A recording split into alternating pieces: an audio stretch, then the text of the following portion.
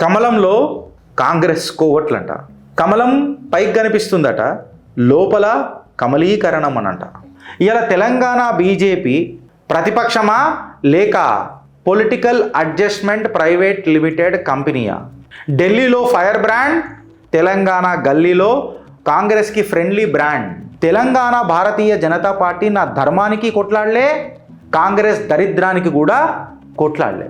ఇప్పుడు భారతీయ జనతా పార్టీ యొక్క హైకమాండ్ ఇప్పుడు ఇమేజ్ డ్యామేజ్ కంట్రోల్ మోడళ్లకు ఎంటర్ అయిపోయిందన్నమాట.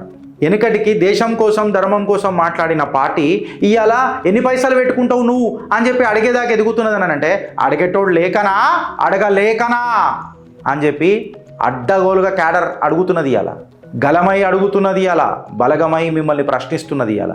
కాంగ్రెస్ చెబుతున్నట్టు బీఆర్ఎస్ బీజేపీ దోస్తీ నడుస్తుందా, లేకపోతే బీఆర్ఎస్ చెప్పినట్టు కాంగ్రెస్ బీజేపీ దోస్తీ నడుస్తుందా? లేదు అని అంటే వీళ్ళిద్దరు కాదు, మేమే స్వచ్ఛాందం, మేమే ప్రత్యామ్నాయం అని చెప్పి యాక్చువల్ బీజేపీ నరేటివ్ నడుస్తుంది అన్నది ఒక 3 నరేటివ్ల మీద పెద్ద రభస నడుస్తుంది. తెలంగాణ భారతీయ జనతా పార్టీకి అసలు శత్రువు ఎవరు? మళ్ళీ బీఆర్ఎసా కాంగ్రెసా అనేది ఒక పెద్ద ప్రశ్న. అధికారంలోకి రావాలంటే నా దృష్టిలో తెలంగాణ భారతీయ జనతా పార్టీకి ప్రధాన శత్రువు ఎవరు తెలుసా? TBJP. Gautam Model School, Sun City branch, admissions are open for 2026. No admission fee, free school uniform and also bus transportation available for nursery to 10th class. Hurry up. Address: Sun City branch opposite Kasturba Trust. Limited seats.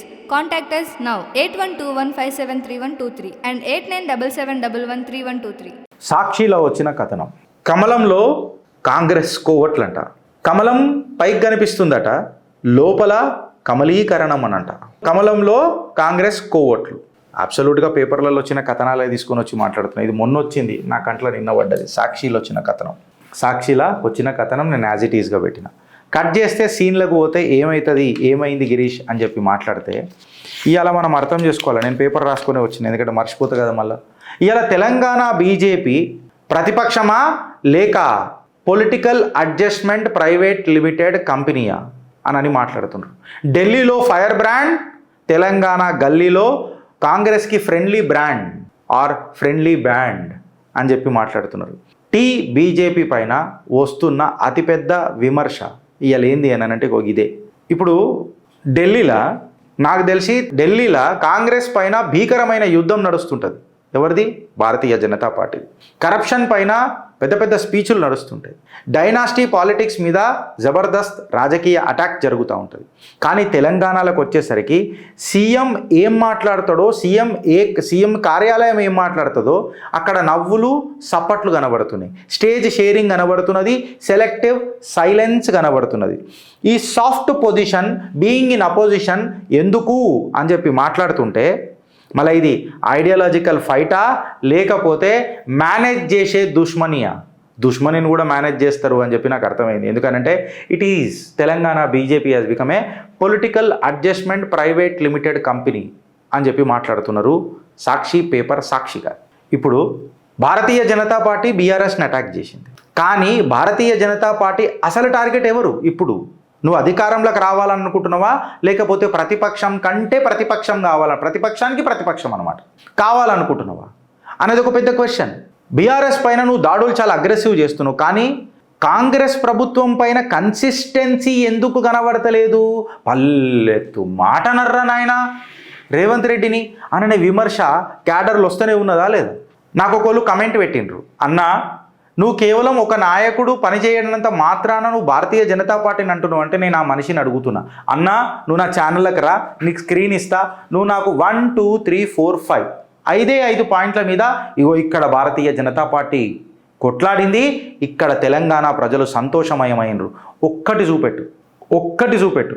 మీరు మాట్లాడుతున్న పంచాయతీలలో ఒక్కటి చూపెట్టు. గుడి గోపురాల విషయంలోనైనా సరే, గుడి మాన్యాలపైనైనా సరే, సనాతన ధర్మ విలువలపైనైనా సరే నాకు 1 2 3 అంశాలు చూపెట్టు. ముత్యాలమ్మ దేవాలయం కాడ నుంచి, భూలక్ష్మి దేవాలయం కాడ నుంచి, నిన్నగాక మొన్న జూబ్లీ హిల్స్ల మన పెద్దమ్మ తల్లి దేవాలయం కాడికేని, హనుమంతుడి విగ్రహం కాడికేని, సీతారాంపూర్ దేవాలయ భూ కబ్జాల కాడికేని మీకు కనిపించేది స్వచ్ఛందమైన సంస్థలు, రాష్ట్రీయ వానర సేన లాంటి సంస్థలు తప్ప తెలంగాణ భారతీయ జనతా పార్టీ నా ధర్మానికి కొట్లాడలే, కాంగ్రెస్ దరిద్రానికి కూడా కొట్లాడలే. ఇప్పుడు బీజేపీలో కొంతమంది టీబీజేపీలో కొంతమంది నాయకులు బీఆర్ఎస్ని ప్రధాన టార్గెట్గా, కేసీఆర్ని ప్రధాన టార్గెట్గా పెట్టిండ్రు. దీనివల్ల అపోజిషన్ ఓట్ స్ప్లిట్ అవుతుంది, నేను కాదని అంటలేను. బట్ ఈ అపోజిషన్ స్ప్లిట్ మళ్ళీ కాంగ్రెస్కి ఫేవర్ అవుతుందా, బీజేపీకి ఫేవర్ అవుతుందా? మ్యాథమెటిక్స్ ఒకసారి ఆలోచిద్దాం కదా ఫ్రెండ్స్. సాక్షి లాంటి నేను మాట్లాడితేనేమో గిరీష్గా నువ్వు మాట్లాడినావని రియల్ బట్టబయలు అవుతుంది కదా. నేను ఇంటి గుట్టును రట్టు చేయొద్దురా నాయన, మనం మాట్లాడుకుందామంటే ఇప్పుడు కూడా ఇన్లే. ఫ్రెండ్స్ ఒకసారి మీరు అర్థం చేసుకోండి, it is not just a question about yesterday Sakshi. ఈ మొత్తం వారం లోపలది కూడా మనం తీసుకొని చూస్తే, పాక్సో ఎపిసోడ్లో కూడా మనం తీసుకొని చూస్తే, ఫస్ట్ కన్ఫ్యూజన్లు, సరెండరా అరెస్టా, ఈ హాస్పిటల్ షెల్టర్ కాంట్రవర్సీ ఏంది, ఈ మీడియా మేనేజ్మెంట్ అలిగేషన్స్ ఏంది, ఈ విక్టిమ్ ఐడెంటిటీని డిస్క్లోజ్ చేసిన చిల్లర నా కొడుకులు, చిల్లర నా మనుషులు ఎవరు, ఈ బీజేపీ కూడా డైరెక్ట్గా ఇంటర్నల్గా డిస్టెన్స్ అయిపోతున్నది కొంతమంది నాయకులతోని. ఆ తర్వాత అత్యంత బాధాకరమైన విషయం నాకేంది తెలుసా, మాతృత్వ సంస్థ రాష్ట్రీయ స్వయం సేవక్ సంఘ్ కూడా ఆఖరికి ఒక లేఖ ఇచ్చేసింది. మాకు భారతీయ జనతా పార్టీకి జరుగుతున్న సంబంధాలు అవి అలా ఇంటర్నల్ ఇష్యూ, ఆర్ఎస్ఎస్ని లాగొద్దు అని చెప్పి బీజేపీలో కొంతమంది నాయకుల లాగులు కూడా తీసేసి, ఇప్పుడు భారతీయ జనతా పార్టీ యొక్క హైకమాండ్ ఇప్పుడు ఇమేజ్ డ్యామేజ్ కంట్రోల్ మోడళ్లకు ఎంటర్ అయిపోయిందన్నమాట. తెలంగాణ భారతీయ జనతా పార్టీ ఇన్ఛార్జ్ ఎవరైతే అభయ్ పాటిల్ గారు ఎవరైతే ఉన్నారో ఆయన ప్రజాప్రతినిధులను కూర్చోబెట్టి డైరెక్ట్గా ప్రశ్నించిండట, ఆ కోవట్లు ఎవరు, మీరు సీఎంతో స్వీట్లు వంచుకొని ఇది చేస్తే కింద క్యాడర్కి ఏం పొలిటికల్ సిగ్నల్ పోతుంది అని చెప్పి వాళ్ళు మాట్లాడుతున్నారు. అంటే కింద బీజేపీ క్యాడర్ ఏమో కాంగ్రెస్తో కొట్లాడుతుంది, కానీ కొంతమంది నాయకులేమో సీఎం కార్యాలయంతో మస్తు దోస్తీ పెట్టుకుంటారు. అంటే క్యాడర్ల కుస్తీ, లీడర్లలా దోస్తి కాంగ్రెస్ పార్టీతో. మళ్ళీ నేను ఇలా కాంగ్రెస్ హీన చరిత్రనాల, తెలంగాణ భారతీయ జనతా పార్టీ భజన చరిత్రనాల, ఈ రాజకీయ సాఫ్ట్ కార్నర్ చూపించడం ఎందుకు అని చెప్పి మాట్లాడుతున్నారు. ఇప్పుడు తెలంగాణలో నువ్వు ప్రత్యామ్నాయం కావాలని అనుకున్నప్పుడు నువ్వు సొంతంగా పోతాయితావా, లేకపోతే కొంత పొత్తు పెట్టుకుంటూ పోతాయితావా? ఇవాళ నాకు పొత్తు అనే విషయం కాడికి వచ్చినప్పుడు సునీల్ బన్సల్ గారిని పేరు మళ్ళీ ఒకసారి తీసుకోవాలి వస్తుంది ఫ్రెండ్స్, తీసుకుంటా కూడా. సునీల్ బన్సల్ గారు సింగిల్ హ్యాండెడ్గా వెస్ట్ బెంగాల్ ఎలక్షన్స్ని గుంజుకొని వస్తాడు, ఒడిస్సాలో కూడా గుంజుకొని వస్తాడు. పొత్తు లేకుండా భారతీయ జనతా పార్టీ అసలు లేకుండా అసుంటి జాగలకు కూడా భారతీయ జనతా పార్టీ జెండా ఎగరేసి తీసుకొని వస్తాడు. తెలంగాణలకు వచ్చేసరికి సునీల్ బన్సల్ గారే అసమర్థుడు అని చెప్పి అంత దిగ్గజులు ఉన్నారు ఇలా. నలుగురు వెస్ట్ బెంగాల్లో గెలిచినాం, ఒడిస్సాలో గెలిచినాం, యావత్ భారతావనిలో కాషాయ జెండా ఎగురుతూనే ఉన్నది. ఈడ పొద్దున లేస్తే డైలాగులు తప్ప డెలివరీ కాడికి వచ్చేసరికి these BJP leaders are promising and under delivery. Fact కాదా? మున్సిపల్ ఎలక్షన్స్ బీజేపీకి ఒక ఇంటర్నల్ ట్రస్ట్ క్రైసిస్ స్టార్ట్ అయిందనంట. ఫస్ట్ ఆఫ్ ఆల్ బీజేపీ నాయకులకు ఆ నలుగురికి ఎగ్జిస్టెన్షియల్ క్రైసిస్ ఉన్నది. మనకు ప్రభుత్వం ఏదొచ్చినా ఫరక్ పడదు బ్రదర్, మనం ఉండాలా, తర్వాత మన పెత్తనమే నడవాలా, మనం చెప్పినట్టే నడవాలా, మన అడ్వైజరీ కమిటీలు ఉండాలా, ఇదే నడుస్తున్నది.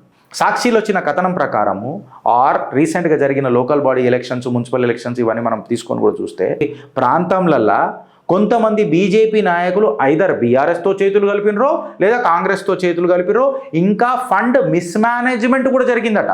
అన్న మీకు పైసలు కావాలన్నా, అన్న మంచిగున్నాయన్నా, అన్న మీకు ఏమన్నా నా సాయం కావాలన్నా, అన్న మా సపోర్ట్ ఉంది కదన్నా, అన్న జర చూసుకోవాలన్నా అని చెప్పి బీజేపీ నాయకులు కూడా తన వ్యక్తిగత స్వార్థాల కోసమో లేకపోతే ఇక దేనికోసమో కొన్ని చోట్లలో ఇట్లా జరిగిందట. నేను మాట్లాడతలే, సాక్షిలో వచ్చిన కథనం మాట్లాడుతున్నా. అంటే దీని అర్థం ఏందనంటే ఫస్ట్ ఆఫ్ ఆల్ క్యాడర్ని మోసం చేయాలి, ఒక అవలగాని తీసుకొని వచ్చి ఇట్లయితేనే రాజకీయం అవుతుంది. వెనుకటికి దేశం కోసం ధర్మం కోసం మాట్లాడిన పార్టీ ఇవాళ ఎన్ని పైసలు పెట్టుకుంటావు నువ్వు అని చెప్పి అడిగేదాకా ఎదుగుతున్నది అని అంటే అడిగేటోడు అడగలేకనా అని చెప్పి అడ్డగోలుగా క్యాడర్ అడుగుతున్నది ఇవాళ, గలమై అడుగుతున్నది ఇవాళ, బలగమై మిమ్మల్ని ప్రశ్నిస్తున్నది ఇవాళ. లేకపోతే వాళ్ళ మనుగడ కోసము వాళ్ళ పార్టీల అంటే బీజేపీ పార్టీని పక్కకు పెట్టి ఇంకో పార్టీని గెలిపిస్తే నాకు అది అసెంబ్లీకో పార్లమెంట్కో ఉపయోగపడుతుంది అని చెప్పి ఒక డమ్మీ క్యాండిడేట్ని పెట్టి ఇంటర్నల్ డీల్ పాలిటిక్స్ చేసుడు కూడా ఎన్నోసార్లు మనం చూసినాం. సాక్షి ఇవాళ అదే రాసింది. బీజేపీ అసలు భయం ఏంది తెలుసా? ఇవాళ అకార్డింగ్ టు ఇప్పుడు పార్టీ ఇన్ఛార్జీలు పెద్ద మనుషులు ఢిల్లీ భయం ఏంది తెలుసా?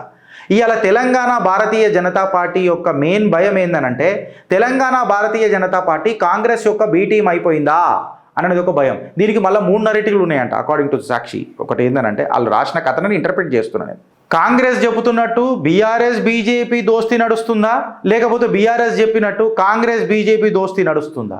లేదు అని అంటే వీళ్ళిద్దరు కాదు, మేమే స్వచ్ఛాందం, మేమే ప్రత్యామ్నాయం అని చెప్పి యాక్చువల్ బీజేపీ నరేటివ్ నడుస్తుంది అన్నది ఒక 3 నరేటివ్ల మీద పెద్ద రభస నడుస్తుంది. ఫ్యాక్ట్ ఆఫ్ ది మ్యాటర్ ఏంది తెలుసా? మీ ఐడియాలజీ పక్కకు పెడితే మీకు ఉన్న ప్రజల పర్సెప్షన్ ఏంది అని అనేది ఒకసారి చూసుకోవాలి. మోదీ గారి యొక్క క్లీన్ ఇమేజ్, మోదీ గారి యొక్క ఇక ఏమనాల శత్రు భయంకరమైన పరిపాలన, ఇవన్నిటిని మీరు ఏడికి తీసుకొస్తున్నారు అని అంటే మీ పనికిరాని పంచాయతీలను, అంటే నెత్తి మీద 100 రూపాయలు పెడితే చారణ కమ్ముడు నాయకులు ఉన్నన్ని రోజులు తెలంగాణ బీజేపీలో ఇదే ప్రాబ్లం అవుతుంది. ఇప్పుడు నాయకత్వానికే ఒక అనుమానం వచ్చింది, అసలు మేము నడుపుతుంది బీజేపీనేనా లేకపోతే సీజేపీనేనా తెలంగాణలో అనే ప్రశ్న సాక్షి ఇంటర్ప్రిటేషన్ తీసుకొని చూస్తే. మీరు అందరు కాక్రోచ్ జనతా పార్టీ అని అంటుర్రేమో, ఇక్కడ కాంగ్రెస్ జనతా పార్టీ అవుతున్నది తెలంగాణలో సీజేపీ అని అంటే. Independent identity Telangana Bharatiya Janata party కోల్పోయింది.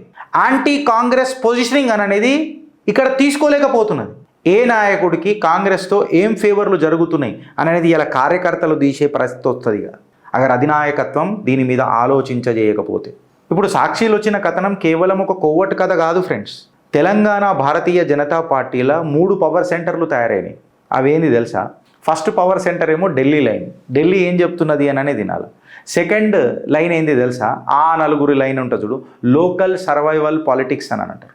ఆ నలుగురిట్లలో ఇంకొక సబ్ బ్రాంచ్ ఉంటుంది. వీళ్ళు ఏం చేస్తారు తెలుసా? డిస్ట్రిక్ట్ లెవెల్ అడ్జస్ట్మెంట్ పాలిటిక్స్ తీసుకొని వస్తారు. అంటే ప్రతిపక్షమైనా అధికార పక్షమైనా ఏ పక్షమైనా అది మా నలుగురి పక్షం ఉంటే చాలు అని చెప్పి వ్యక్తిగత సంబంధాలు తీసుకొని వస్తారు. వ్యక్తిగత సంబంధాలు కొన్ని కాంట్రాక్ట్లు తీసుకొని వస్తాయి. కొన్ని కాంట్రాక్ట్లు స్థానిక ఎన్నికలల్లో రాబడి తీసుకొస్తాయి, క్యాస్ట్ ఈక్వేషన్స్ తీసుకొస్తాయి, పొలిటికల్ యాక్సెస్ కూడా ఇప్పిస్తాయి. ఇళ్లకు స్వచ్ఛందంగా పనిచేయాల్సిన పోలీస్ డిపార్ట్మెంట్ని కూడా వీళ్ళు భ్రష్టు పట్టిస్తారు. వాళ్ళ మీద విమర్శ చేసేటట్టు ప్రయత్నం చేస్తారు. ఎన్నో సందర్భాలలో మనం చూసినాం. మళ్ళీ దీని ఐడియాలజీ అంటారా లేకపోతే అడ్జస్ట్మెంట్ పాలిటిక్స్ అంటారా ఫ్రెండ్స్? ఇది ఇట్లనే జరిగిందనుకో తెలంగాణ బీజేపీకి దీర్ఘకాల వ్యూహం అని అంటారు కదా, అది దూరం అవుతుందా కదా? అయితే దూరం అవుతుంది అని అంటే ఇవాళ ఫస్ట్ ప్రశ్న, మీ మధ్యలో నడుస్తున్న ప్రశ్న, తెలంగాణ భారతీయ జనతా పార్టీకి అసలు శత్రువు ఎవరు? మళ్ళీ బీఆర్ఎసా కాంగ్రెసా అనేది ఒక పెద్ద ప్రశ్న అధికారంలోకి రావాలంటే. నా దృష్టిలో తెలంగాణ భారతీయ జనతా పార్టీకి ప్రధాన శత్రువు ఎవరు తెలుసా? బీజేపీయే. కాంగ్రెసో బీఆర్ఎస్ఓ కాదు. ఎందుకంటే బీజేపీలనే ఫ్యాక్షన్ వార్లు ఉన్నాయి, బీజేపీలనే ఈగో క్యాంపులు ఉన్నాయి, బీజేపీలనే లోకల్ సర్వైవల్ క్యాంపులు ఉన్నాయి, పొలిటికల్ అడ్జస్ట్మెంట్ క్యాంపెయినింగ్లు ఉన్నాయి, ఢిల్లీ వర్సెస్ లోకల్ గ్రూపులు ఉన్నాయి. ఇంకా పచ్చిగా చెప్పాలంటే ఇంటోడు బయటోడు అన్న లక్షణాలు ఉన్నాయి. పదవులు తీసుకునేటప్పుడు ఇంటోడు బయటోడు, టికెట్లు ఇచ్చేటప్పుడు బయటోడు ఇంటోడు ఉండదు. బట్ ఇంటోడు బయటోడు అని అన్నప్పుడు హేమంత బిస్వా బయటోడే, వెస్ట్ బెంగాల్ సువేందు అధికారి బయటోడే, యోగి ఆదిత్యనాథ్ కూడా బయటోడే. ఇంటోడు బయటోడు ఇంటికి వచ్చిన తర్వాత బయటోడు ఎట్లయితాడు? జాతిరత్నాలు సినిమాలలో ఉంటుంది చూడు, ఇక్కడ అందరు ఉన్నారు అంటే లేనట్టే కదా సార్. జాతిరత్నాలు మరి తెలంగాణ బీజేపీలో నిజంగా చెప్తున్నా. దీని మీద ఒకసారి మీరు అనాలిసిస్ చేయండి ఫ్రెండ్స్. ఇవాళ కాంగ్రెస్ని ఓడించే కంటే ముందు తెలంగాణ భారతీయ జనతా పార్టీల వ్యక్తిగత వాట్సాప్ గ్రూపులు ఉంటాయి చూడు, అవన్నిటి మీద ఫస్ట్ గడ్డపరదించాల. వ్యక్తిగత వాట్సాప్ గ్రూపుల మీద. ఈ కథనం ఒక అపోజిషన్ నరేటివ్ కాదు. ఈ కథనం భారతీయ జనతా పార్టీల నడుస్తున్న కుంపటి కథనం ఇది. టికెట్ డిస్ట్రిబ్యూషన్ల నుంచి, డిస్ట్రిక్ట్ అధ్యక్షుల మార్పుల నుంచి, డిసిప్లినరీ యాక్షన్ల నుంచి, క్యాండిడేట్ ఫిల్టరింగ్ల నుంచి తీసుకొని చూస్తే 1, 2, 3 నేను దీమంటున్నారా? మాట్లాడమంటున్నారా?